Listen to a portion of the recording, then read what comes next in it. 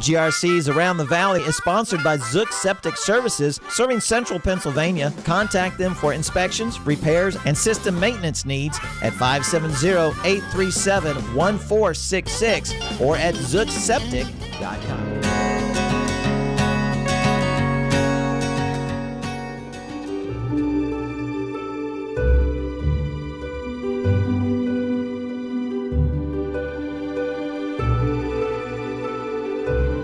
We call this the row, and this is kind of like when you first come into the program, you're probably going to be on the row.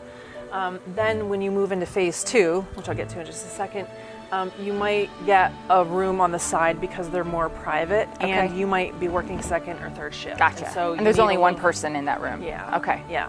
All 3 of our shelters are actually the only shelters that operate in the way that we do.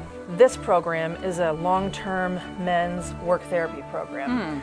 And it's a phased program. So when they first come in, these are gentlemen that have had a lot of barriers or access to, quality employment skills, and they may be coming out of prison, they may be coming from living on the streets, they may be couch surfing, they may just, have had a bunch of run-ins with the law and just intermittent kind of things, and just haven't really been able to stabilize themselves in whatever way, shape, or form. When they first get here, the first phase of the program is, we call it phase 1, and imagine that. And they get, on day 1, they have a work assignment within our complex of operations. So that could be out on the baling room floor, it could be in the sorting floor, it could be in the thrift store, it could be in the food pantry, it could be any number of things. It could be on a truck. We have about 10 trucks that are driving all around, from Canton to Middleburg. Okay. Picking up stuff, dropping off stuff, picking up food, that sort of thing.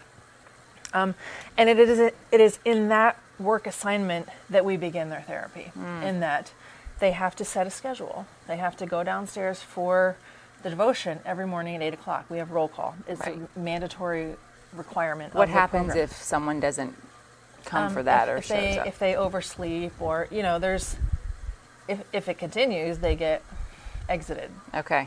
So there are certain there. it's accountability. Right, I like that. So they could miss maybe 1 or 2 times, but then immediately on the first time they're going to get called into the shelter. Like, she's going to call them and be like, "Dude, where were you?"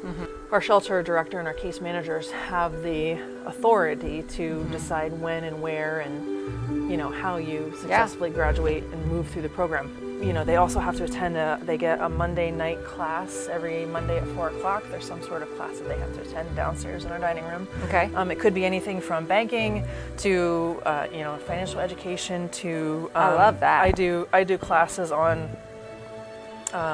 resume building and resume writing, how to do a job objective, like why your job objective is so important to set you apart, because a lot of these guys just haven't had that life skill. Right. They haven't had that training. Like, they didn't, maybe they came from a broken home, or they were in foster care. Who knows what, Nobody taught them. Nobody taught them. And that is mandatory during phase 1. It becomes a little less mandatory in phase 2 because of the way that phase 2 works. So their first 30 days here of that phase 1 program, it's called a blackout period. So they're not allowed to leave campus, as we call it. They are allowed to leave for medical appointments, or AA, NA, any of that kind of thing, therapy, counseling, medical, all that stuff is. But we try to black them out so that they can break some of those ties, right? That we're not becoming of where they want to go in their journey towards self-sustaining. It's crucial. Absolutely. If you have a job assignment of ironing, Wanda would sign up for You're it. a fantastic ironer. I hate it. I hate it. I don't one of the iron. reasons My mom does it for me.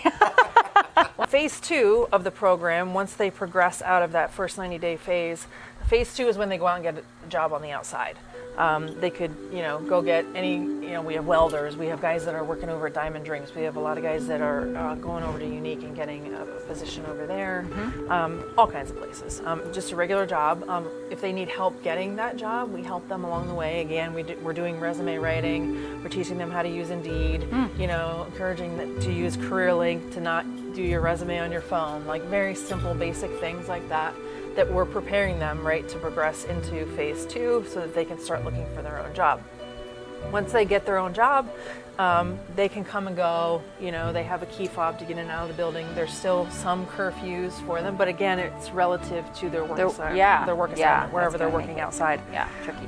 Phase 3 is when they they pay us as a part of the program fee.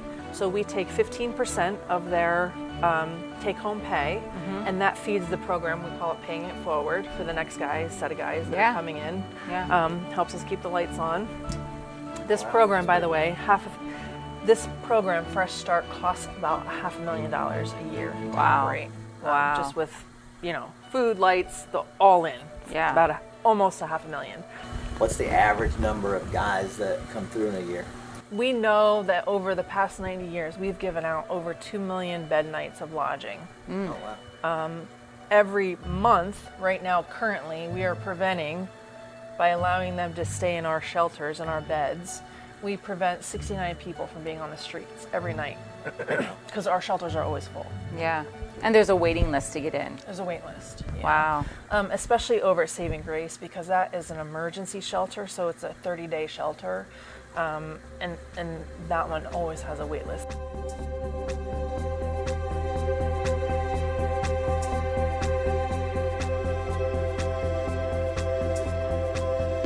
This is a huge place. Dang. It is. It's huge. So this is, we still call this the holiday floor, but this area is for all the stuff that we don't have time to sort or that doesn't make its way down onto the bailing room floor to be exported.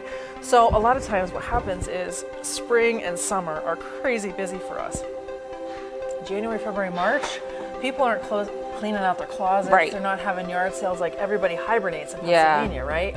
So we keep this stuff as backstock so that our thrift stores have enough product through those winter months as we start to decline in our product donations because people aren't dropping off their their stuff. Medical supplies. So if you need to borrow, if grandma comes home from rehab, your mom falls and breaks her ankle and needs a pair of crutches, we let you borrow it. All you have to do is call us, we'll come upstairs, figure out if we have it, we'll take it downstairs to the thrift store, you come by and pick it up.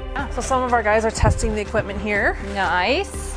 So this is where we have sent stuff for years and years. Yeah.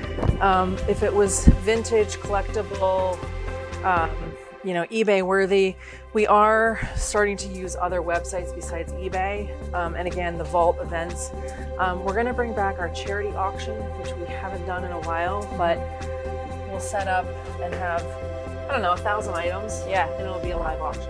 And the sorters are trained to see what's vintage, what's eBay worthy. We have like some, not so much our guys, but the full-time employees that work down there and are the supervisors. Yeah. They kind of know and they teach the guys like what to look for. Now, we're not sending everything that's vintage up here. Like we do send some of the vintage stuff out to the stores because that's the whole premise of a thrift store, right? Like you're going to find a treasure.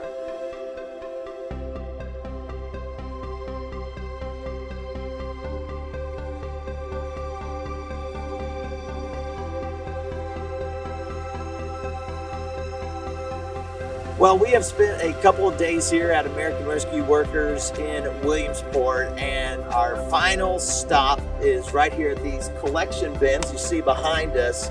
And Jen, tell us about the importance of these boxes and what they mean to the ministry. The community collection bins are located all over the area from Williamsport, Canton area down to Blossburg, Montoursville, Sunbury. And it's a great way if you can't get to the store and you just have clothing or shoes that you want to drop off. They're a great way. You can check our website to find out where those bins are located, and they're open anytime, 24/7. I have to say, I had no idea what we were stepping into coming here. There's so much more going on here than I would have ever dreamed, and it's exciting to see what God is doing for each and every one of the American Rescue Workers. We're so appreciative. Our community is so good to us, and we look forward to the next 90 years of working here. So coming up in April during our annual fundraising event, Growing Together, the American Rescue Workers are going to be our ministry partner this year. So you want to stay tuned for details on how you can continue to help this great ministry right here in Central PA. Well, Jen, thank you so much for taking time to show us around. It has truly been an eye-opening experience about what you all do. It's my pleasure. Thank you for coming out. You're welcome. Well, be sure to watch this all the way till the end. You can find out more information on how to contact the American Rescue Workers, find out about the services they provide, and how you can support and maybe even volunteer at this great organization. Remember, if you have a craft, hobby, or occupation that you would like to show us, or maybe you want us to get a behind-the-scenes look at a local attraction, be sure to submit those ideas via email, morningshow@wgrc.com. And who knows, next time we may just see you around the valley. All right, Jen, I have a donation for you. If you want to open that up, I'm going to just shove it right in there.